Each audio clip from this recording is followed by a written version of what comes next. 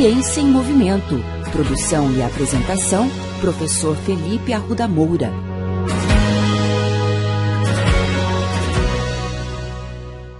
Olá, bem-vindos a mais um episódio da segunda temporada da coluna Ciência em Movimento.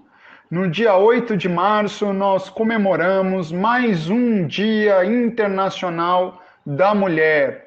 O dia que foi definido pelas Nações Unidas em 1975 como um dia para nos lembrarmos das necessidades de discussão constante a respeito de igualdade e melhores condições de vida e de trabalho em relação às mulheres. Vocês já devem ter percebido que aqui na coluna Ciência em Movimento, nós muitas vezes trazemos temas relacionados à pesquisa, às ciências do esporte e do exercício, com enfoque nas mulheres.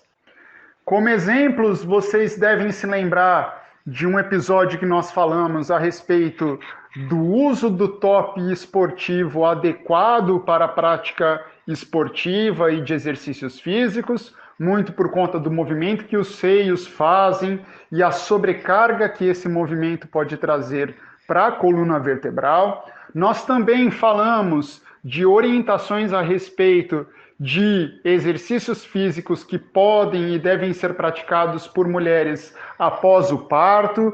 Nessa temporada, nós também falamos das novas orientações a respeito da prática do exercício físico para a promoção de saúde e, dentre essas orientações, nós falamos orientações específicas para mulheres, inclusive orientações durante o período da gravidez. Nesse episódio, nós trazemos mais uma contribuição, mas especialmente uma crítica em relação à quantidade de pesquisa que é feita voltada exclusivamente para mulheres. Melhor dizendo, a falta de pesquisa que é feita para as mulheres. Para vocês terem uma ideia, uma revisão que foi feita com mais de 1.300 estudos envolvendo mais de 6 milhões de participantes de 2011 a 2013, mostrou que a representação das mulheres era por volta de apenas 39%. E o fato que leva a não incluir as mulheres nessas pesquisas é justamente o ciclo menstrual, porque o ciclo menstrual é considerado aí como uma barreira na inclusão das mulheres enquanto participantes dessas pesquisas.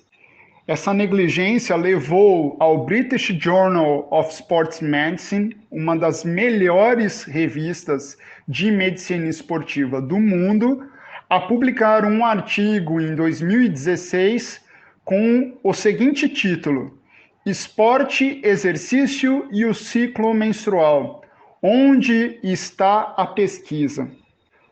O artigo destaca que os estudos científicos que incluem mulheres como participantes normalmente testam essas participantes no começo da fase folicular do ciclo menstrual, quando os níveis de hormônio estão no ponto mais baixo, como uma maneira de minimizar os possíveis impactos do estradiol e da progesterona no resultado do estudo.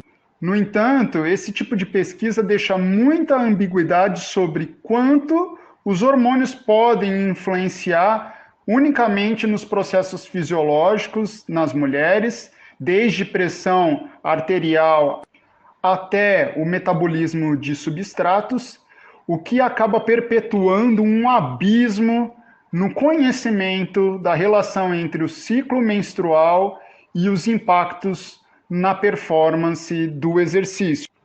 O artigo ainda destacou um estudo bastante recente que mostrou que por volta de 42% das mulheres que se exercitam acreditam que o ciclo menstrual tem um impacto negativo no treinamento e no desempenho. Justamente devido à falta de estudos que se preocupam com esse assunto, as explicações são escassas. O sangramento menstrual intenso com uma deficiência de ferro não diagnosticada ou desconhecida pode ser uma das causas, mas isso ainda é meramente especulativo. Outro ponto que nos chama bastante atenção, especialmente nos estudos relacionados à biomecânica no público feminino, é que do ponto de vista hormonal, as mulheres estão sujeitas a flutuações hormonais que seriam responsáveis por um maior comprometimento das propriedades mecânicas de ligamentos. O que isso quer dizer? Que é possível, sim, que em um dado momento do ciclo menstrual, algumas mulheres podem ser mais suscetíveis à lesão nos ligamentos. Os estudos têm mostrado maior incidência de lesões durante a fase lútea e pré-ovulatória, justamente nos momentos que os níveis de estrogênios estão mais elevados. Então, para essas mulheres que normalmente praticam esportes que têm muitas mudanças de direção e que exigem demais das articulações, que elas façam um fortalecimento dos grupos musculares que circundam aquela articulação no sentido de protegê-la de alguma lesão. Para as mulheres, também fica a orientação de que essas flutuações hormonais vão influenciar diretamente na prática do exercício físico e do esporte. E quando eu digo influenciar diretamente, eu não estou falando simplesmente nos resultados ou no alcance dos objetivos, mas estou dizendo também na motivação, no ânimo que essas mulheres têm para praticar o exercício físico. É perfeitamente compreensível que em dados momentos do ciclo menstrual, essas mulheres não estejam tão motivadas.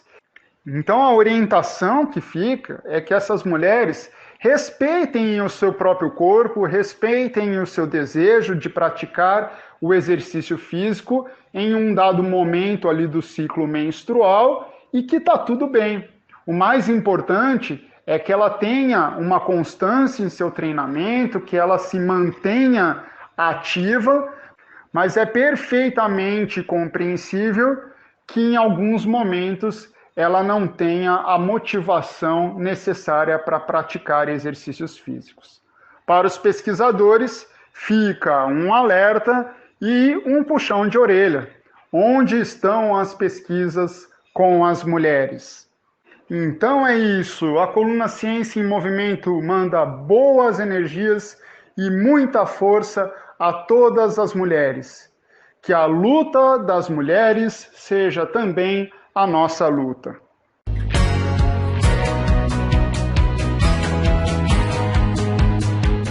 Ciência em Movimento. Produção e apresentação, professor Felipe Arruda Moura. Contatos com essa coluna pelo e-mail ciênciaemmovimento.el@gmail.com.